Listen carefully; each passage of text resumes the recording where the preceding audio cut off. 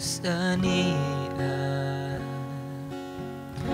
ang kasing-kasing ko o hinluin sa mga pulong mo pasiloa ang akong mga sala ang kinabuhi ko himo ang bago o Diyos ania ang kasing-kasing ko o hinluin sa mga pulong mo pasiloa ang akong mga sala ning kinabuhi ko himo ang bago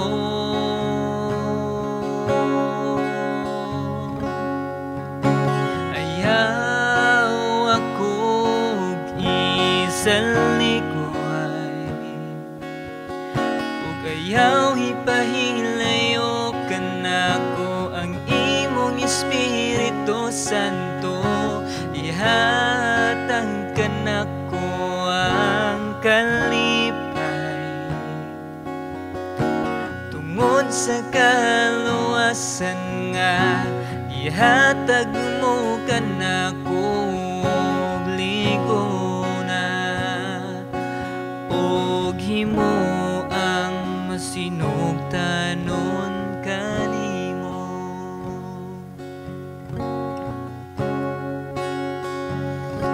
o Diyos ania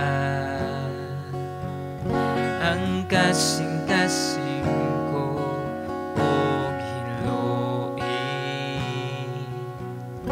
sa mga pulong mo pasiloa ang akong mga sala ning kinabuhi ko himo ang bago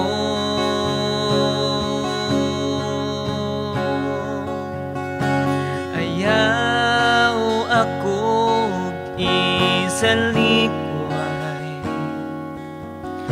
ug ayaw ipahilayo kanako ang imong Espiritu Santo ihatag kanako ang kalipay tungod sa kaluwasan nga ihatag mo kanako og ligona og himo ang masinugtanon kanimo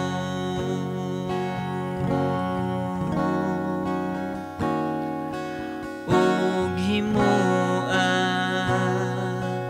og masinugtanon kanimo.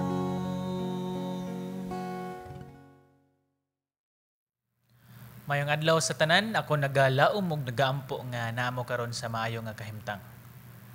Padayon ta sa ato nga series ug nanata karon sa libro sa Lucas kapitulo 9 bersikulo 1 hangtod sa 6. Kini nga istorya mahitungod ni Ginoong Hesukristo nga iyang gi-send ang 12 niya ka disipulo. Apan sa dili pa ta moadto sa unahan mangayo sa taog giya og lamdag sa balang Espiritu Santo magampo ta.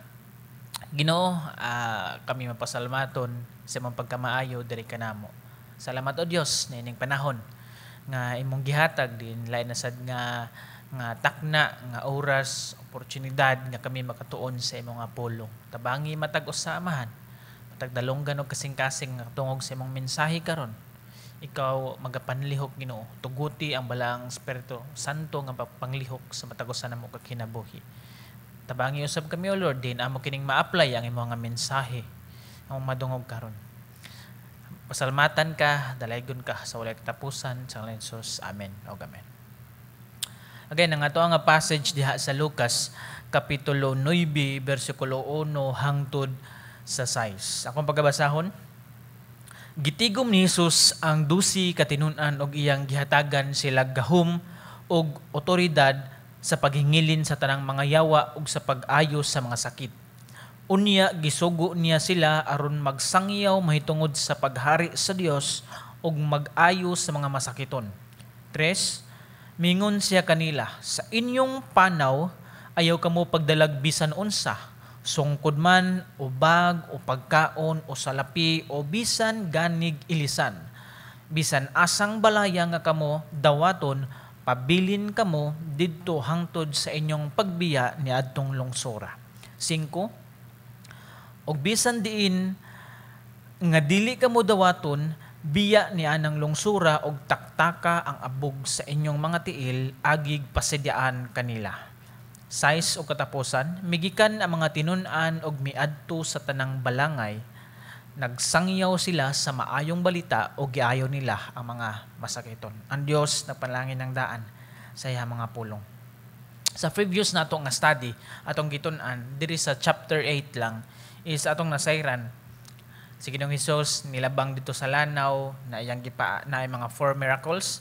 Si Jesus milabang sa lanaw, iyang gipalurang ang unos, mga balod kusog nga hangin. Pagtabok nila sa lanaw is nakita gisugat sila sa tawo nga yawanon o gihinginlan ni Jesus ang mao nga yawa pahawa niya ng tawhana. And then sa ikatulo is adunay babay nga na-issue sa iyang nga blood, sa iyang dugo, masakiton o giayo usab ni Jesus. Pinagi sa pagtuo, naayo. O ikaapat, ang 12 anyos nga anak ni Jairus is namatay na apan gibanhaw ni Ginoong Hesus. Atong nasayran nga si Ginoong Hesus adunay gahom, adunay otoridad, taliwala sa nature, taliwala sa demon, di katong tao nga demon possess, taliwala sa sickness, babae nga na-issue sa iyang dugo, o taliwala sa kamatayon, iyang gibanhaw na igahom o otoridad sa Ginoong Hesukristo ni anang mga butanga. Now, karon ang panahon, karon ang takna is gisend ni Ginoong Hesukristo ang 12 niya kadisipulo. In which ato makita diri ang authority o ang power. Now, ang kining authority mao ni siya ang right or ang katungod or ang permission nga mobuhat. Apan ang kaning power is mao nay abilidad para mahimo. Authority, aduna tay access, aduna tay permission. Kaning power, aduna tay abilidad aron mahimo ug unsa man ang atong pagkabuhaton. Ug mao ni ang gihatag ni Ginoong Hesukristo, gitugyanan ni Ginoong Hesukristo ang iyang mga disipulo sa iyang authority, sa iyang gahom paghingilin sa mga yawa base sa ato ang passage, pag-ayo sa mga masakiton, even sa pagbanhaw sa mga namatay. Ang kini nga gahom ni Ginoong Hesukristo, otoridad, ang oras ug ang lugar is dili makababag. Ug mao ni ang sinugdan sa bag-o nga dimension nga ma-demonstrate ni Ginoong Hesukristo ang iyang gahom ug otoridad. Iyang i-demonstrate ang iyang gahom ug otoridad ug ihatag ngadto sa iyang mga disipulo nga pinili ug tinawag para aduna purpose or katuyuan diha sa pagministeryo, padayon sa pagsangyaw. So, grant niya Ginoong Hesukristo, gisend niya ang 12 niya kadisipulo, gitugutan niya nga mag-perform og mga milagro, mag-ayog mga sakit, maghingilin sa mga yawa. Grabe na, magbuhat og mga milagro. Para lang i-testify nga tinuod si Ginoong Hesukristo, gamhanan si Ginoong Hesukristo, ma-demonstrate ang otoridad o gahom ni Ginoong Hesukristo. And then, kiniusab nga panahon, o katong tanahon, is mao ni ang mission trip, intern mission trip sa mga disciple. Gibuhat ni Ginoong Hesukristo kini tungod kay mao ni ang sinugdanan usab sa pag-andam sa 12 ka disipulo diha sa Kristohanon nga kinabuhi og ministry nga dili na makauban sa Ginoong Hesukristo. Kay tuod man nasayod ta maabot ang adlaw, pipila ka mga adlaw moabot nga si Ginoong Hesukristo ilansa ngadto sa cross og dili na physically uban sa mga disipulo nga magsangyaw, magbuhat og mga milagro ug unsa pa man ang pagabuhaton.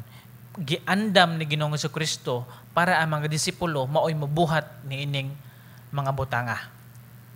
Og ang tanan nga sumusunod ni Ginoong Hesukristo mao pud niya ang sinugdan o gitawag na tog paghimugso sa mga simbahan, kanang church birth, in which mao nagingon diha sa Mateo nga gitagaan ta og Great Commission sa tanan nga nisunod ni Ginoong Hesukristo, followers sumusunod ni Ginoong Hesukristo na Great Commission. Dakong sugo mo ang pagsangyaw sa maayong balita, pagsangyaw og paghimog mga disipulo. Sa ato nga passage sa bersikulo 1, gitigom ni Jesus ang 12 ka tinun-an ug iyang gihatagan sila gahom og otoridad sa paghingilin sa tanang mga yawa ug sa pag-ayos sa mga sakit. 2, unya gisugo niya sila aron magsangyaw mahitungod sa paghari sa Dios ug mag-ayos sa mga masakiton. Magsangyaw mahitungod sa paghari sa Dios. Mo ni ang lesson 1 nga ato ang katunan.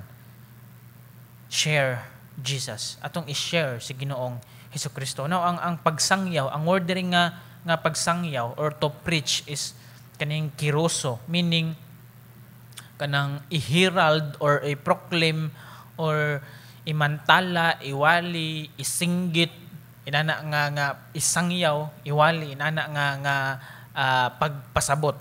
So, og the same word ni siya nga gigamit sa giingon nga ni Ginoong Hesukristo, di ba? Na siya giayo nga katong demon possessed. Nya ang demon possessed is gusto nga mosunod ni Ginoong Hesukristo apan niya na sa Ginoong Hesukristo nga pauli sa inyo og iwali ang maayong balita, isangyaw. Nana sa Lucas 8:39, pauli sa inyo og isugilon ang gibuhat sa Dios kanimo. The same siya nga gigamit ni Ginoong Hesukristo diri nga isangyaw mahitungod paghari sa Ginoo, ang kaning pagsangyaw or pag-preach. Og atong tan-awon ang interesting lang ana nga part is nauna lang og sangyaw ang tawo nga giyawaan kaysa mga disipulo. Mao say ang funny nini nga dapit. So ang kaning pagsangyaw is dili lang kay para sa mga professionals, dili lang kay para sa mga pastors, dili lang kay para sa mga spiritual leaders, dili lang kay para sa mga cell group leader o unsa pa mga nga gitawag na tog mga spiritual dad or mom. Dili lang kay sa mga inana nga klase sa tao. Ang preaching para sa tanan nga nisunod ni Ginoong Hesukristo. Para sa tanan nga adunay gibuhat si Ginoong Hesukristo sa kinabuhi na ng tawhana. Kana isugilon sama sa gisulti niya sa giyawaan nga gihinginlan, pauli sa inyo og isugilon ang Dios kung nagipamuhat sa mga kinabuhi. Isugilon, isangyaw, i-preach kung unsa ka maayo ang Ginoo sa imong kinabuhi. Of course, sa ato nga pagsangyaw kinahanglan sakto nga to nga doktrina nga gisangyaw, dili mini nga mga doktrina atong gisangyaw. Ug mao na ang usa-usab sa mga importante nga ato ang bantayan. Siguro ang mostly nga ato nga dadon o sa ato isulti is kanang gitawag na to gospel. Mao na ta kita makasala og nanginahanglan ta og kapasayloan sa ato mga sala, mao nangyari sa Ginoong Hesukristo, nagpakamatay ibabaw sa cross para sa kapasayloan sa ato mga sala. Katulong adlaw nabanhaw siya og atong tuohan ang iyang gibuhat. Inana ang ato nga mostly nga dadon ang gitawag nato nga gospel. And usahay is na mga tao nga dili gifted, na mga tao nga gifted sa pagsangyaw o pagbuhat niya na nga pagstorya. So dili butang na to nga bisan og dili kompleto ang ato ang pagsangyaw or pagsulti, apan ang importante masangyaw nato sa tao nga imong kinabuhi nanginahanglan kag Kristo. Nana ka simple.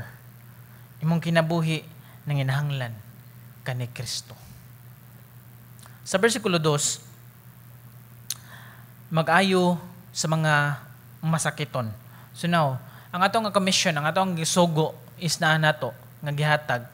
Dili lang kay pagsulti lang, dili lang kay pag-preach lang, sulti sa mga tao, kundili magbilin usab og impact sa ilang nga kinabuhi. Muna ikaduha nga lesson na to is ma-validate ang atong message. Kung unsa ang mensahe nga atong gi-preach, maupod ang atong mensahe nga atong gilaktan. So, inana ma-validate.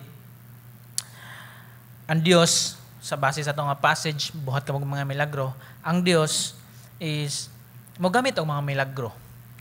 Mogamit usab og spiritual gift. Kung sa man ang kinahanglan, dili kinahanglan nga matagbo tanan pinaagi sa milagro.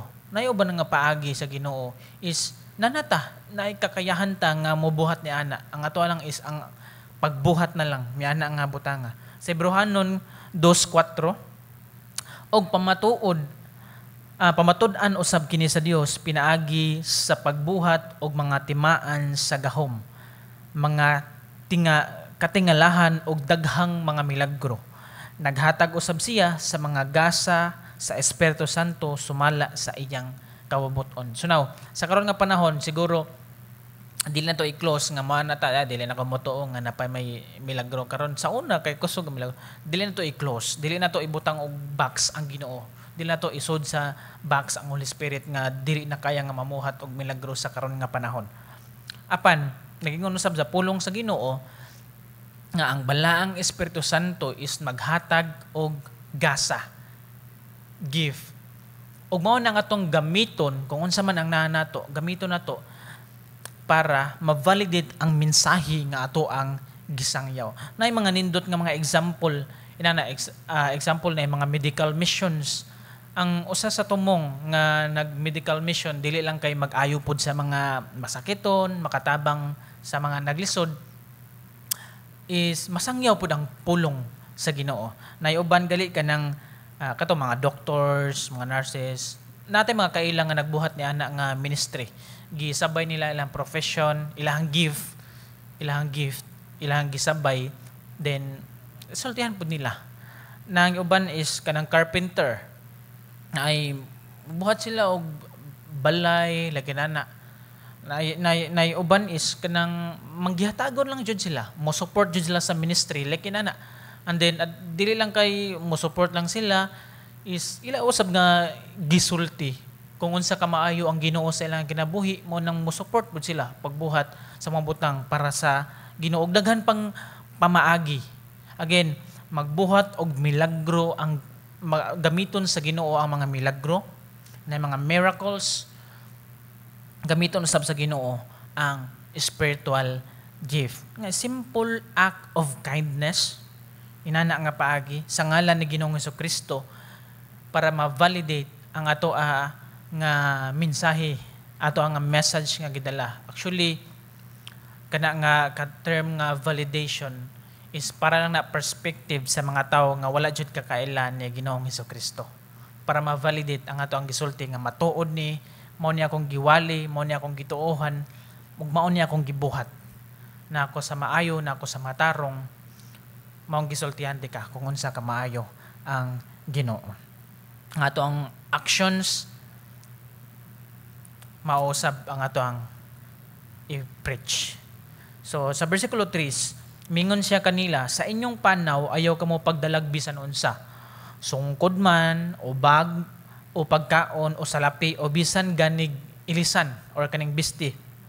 Now, kaning nga trip sa 12 ka mga disipulo is very light ra kay nga trip para sa ila, mga walay mga hand carry, walay mga unsa pa na.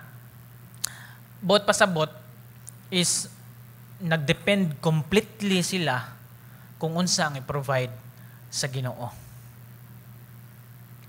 Sa ato nga panahon is karon is makaingon ta nga murag lisod kay ni nga inahaning nga kahimtang, di ba? Bisan kinsang mayong tao ug makaingon ta nga wala tay dili ta maka-sustain, wala dili ta maka-provide is lisod.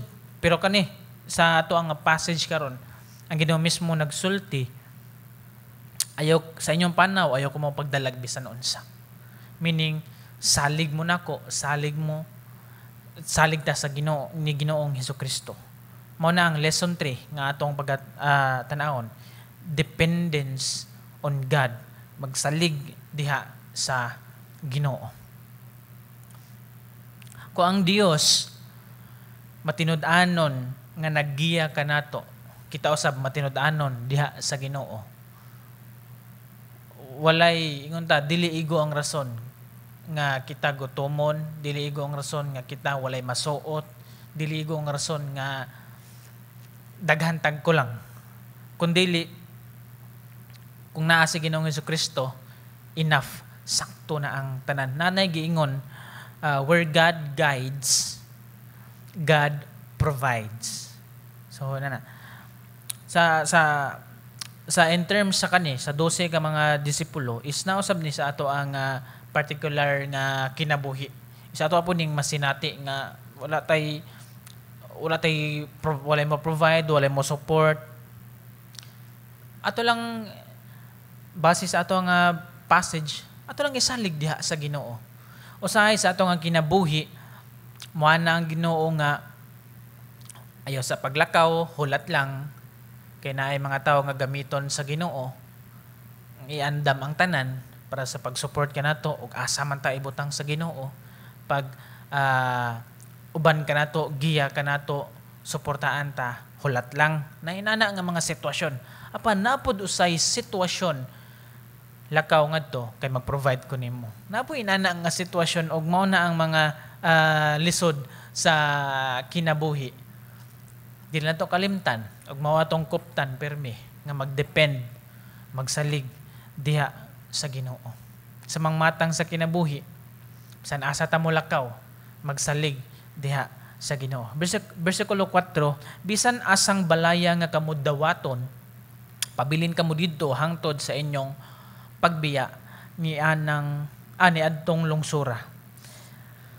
Siguro kini nga idea is kana bitong dili ta mag bounce to bounce, like mangita og asa ang nindot, asa ang better nga kahimtang sa panimalay. The same ra pud sa ato nga Kristohanon nga kinabuhi nga dili mag jump church hopping.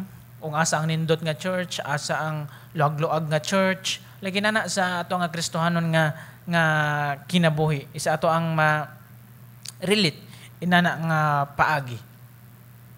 Ang asa tagitawag sa Ginoo, hinsa ni dawat nato, magpabilin ta dito. Kay actually walay perfect nga panimalay, walay perfect nga simbahan. Tungod kay naata sa imperfect nga kalibutan. Again, sige ngon diri sa bersikulo 4, magpabilin ta ngadto, nga sa tagitawag anhata. Okay? Bersikulo 5, og bisan diin nga dili kamo dawaton, mao ni ang uban na rejection, biya ni anang lungsura og taktaka ang abog sa inyong mga tiil, agig pasidaan kanila. Sais migikan ang mga tinun-an og miadto sa tanang balangay or barangay, nagsangyaw sila sa maayong balita o giayo nila ang mga masakiton. Kaning term nga taktaka ang abog sa inyong mga tiil. Ang atong hibaw-an nga kaning Jew ug ang Gentile is lahi ni sila. Ang Jew is kanang mga Hudiyo is mura sila ibutang nato sa ato nga context, mura sila racist. Oy, mga Gentiles mo, kami ra ang pinili, kamo kay dili mo pinili. Murag lahi ilang pagtagad. Laki nana. Nagingon diri sa Mateo 10:5 og 6, gidala ni Jesus kining napulog duha, 12 ka apostoles, uban niini mga pahimangno. Ayaw kamo pag-adto sa kayutaan sa mga dili Hudiyo og sa bisan unsang lungsod sa Samaria. adto hinuon ninyo ang nangawala nga mga karnero sa nasod sa Israel. So buot pasabot ang ilahang trip, ang karon, ang mission trip nila, ang target nila is Hudiyo ra. Like mga Hudiyo. Sa ginaingon diri nga itaktak ang abog sa inyong mga tiil, kung bisan isig ka Hudiyo nila, kung i-reject ang mensahe sa Ginoo, samara sa ilang pagtagad nga kaning nga Jew is iyang kinaiya nga dili mo dawat sa Ginoo, sama sa usa ka Gentile. Nga lahi ang pagtagad, lahi ang pagtan-aw. So mao na dili mo respond sa gospel sa mga Jews, ang disciple mo act like Gentiles toward nila. Itaktak ang yung mga abog. Mao ni ang katapusan nga lesson nga ato ang tan-awon. Drop it and move on. Drop and move on. Sometimes ang pinakanindot nga paagi or solusyon is ang pag-let go. Sa atong pagsangiyaw, pagsunod diha ni Ginoong Jesucristo is daghang mga tao nga mo criticize nato, daghang mga tao nga bisan kaugalingon nato nga pamilya, ato mga higala is mo'y muunay og lutos ka nato tungod kay kita ni sunod diha ni Ginoong Jesucristo. Na mga rejections, mga kasakit, drop it, move on.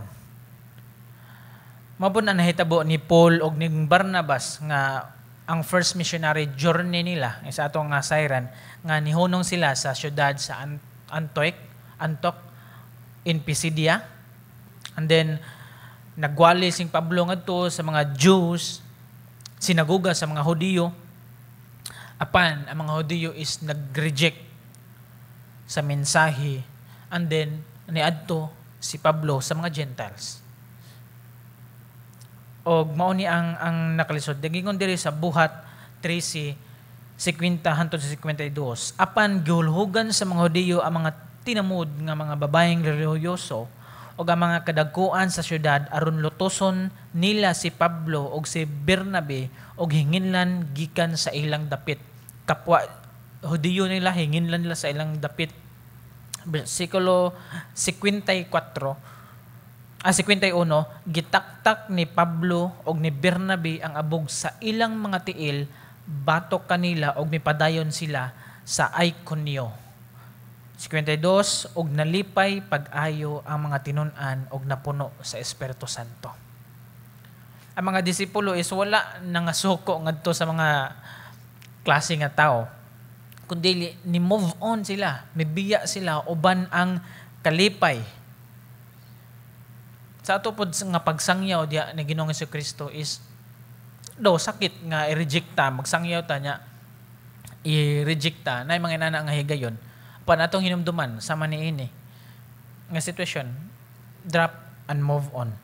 Dili ang ato ang buhat ang pag-convince sa mga tao sa paghikap sa ilang mga kasing-kasing nga mo respond sila sa pulong sa Ginoo, kundi buhat na sa Ginoo, buhat sa balang Espiritu Santo. Ang ato ang buhat is mao ang pagsulti sa maayong balita, mao ang pagsangiyaw sa pulong sa Dios, pagmantala sa iyang gibuhat, mga maayong gibuhat sa Ginoo sa matagusan nato kakinabuhi. Mao nang ato ang trabaho paggamit diha sa Ginoo, pagstorya sa kamatuoran. To end this, nayo sa illustration. Naiusa ka yang maestra. And then kani nga maestra kay atheist siya. And then low grade na lang sa low grader lang. And then sulod siya sa iyang klase. And then nangutan na siya, kinsa ang atheist dire? Kato nga area, kato nga dapit is si Jesucristo is dili siya famous.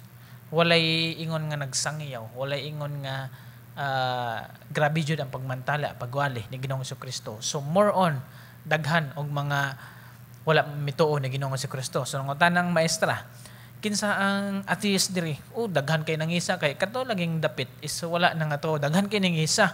Apan nay usa ka buok nga bata nga wala siya ni isa. And then gipangutan na siya, gipabarog siya sa maestra. Ni ana ang liberal nga atheist nga maestra. Unsa man ka? Nganong wala man ka ni Isa kapag pangutan na to atheist? Unsa man day ka? So nitubag ang bata. Akong papa, Kristohanon. Akong mama, Kristohanon. Ako sab, kay Kristohanon. Ni ana dayon ang katong maestra. What if, kung ay mo ang ginikanan, karang gitawag na to sa English nga moron, or walay himang kaagan, walay alam, what if inana imong ginikanan? Nitubag sad ang bata. Mahimo sad kong atheist. So siguro, dili sa kumutuo sa Ginoo. Siguro, kita sa patagusan to ka kinabuhi is naapatay dagko og bugat nga mga rason nganong kita gitawag og mga Kristohanon. Nganong kita ni sunod diha ni Ginoong Jesucristo. Dili tungod kay sa atong mama, sa atong papa, natay bugat nga mga rason. Wala lang kay ni affiliate ta sa church, kundi ni commit ta ni Ginoong Jesucristo.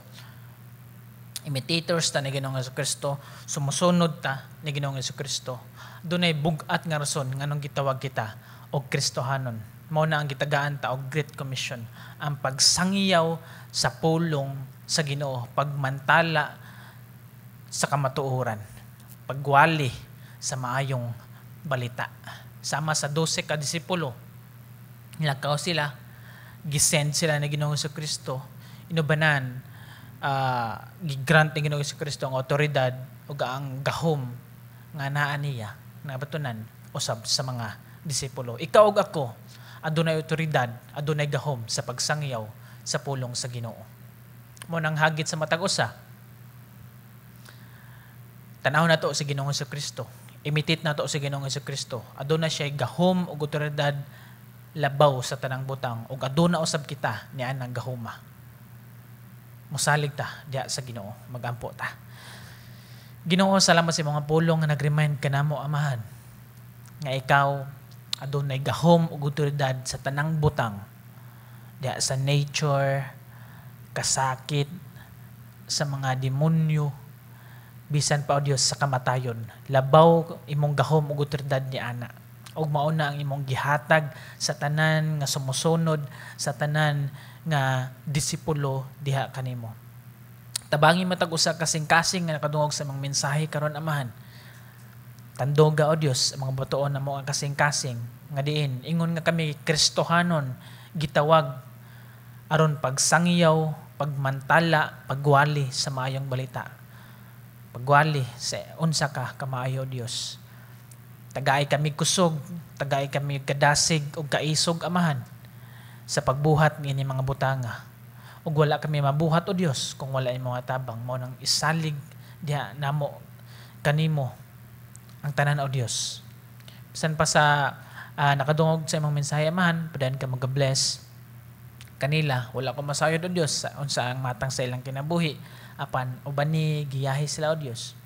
Salamat nga ikaw ang Ginoo nga dili mo biya, ikaw ang Ginoo nga padayon maghigugma sa imong mga anak ug mapabati sa imong gugma adlaw-adlaw.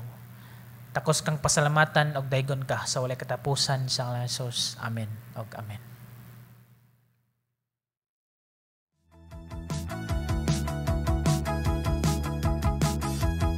Join our regular Bible study groups on Tuesdays and Sundays, 8 to 9 p.m. as well as a time of fellowship and encouragement with fellow believers.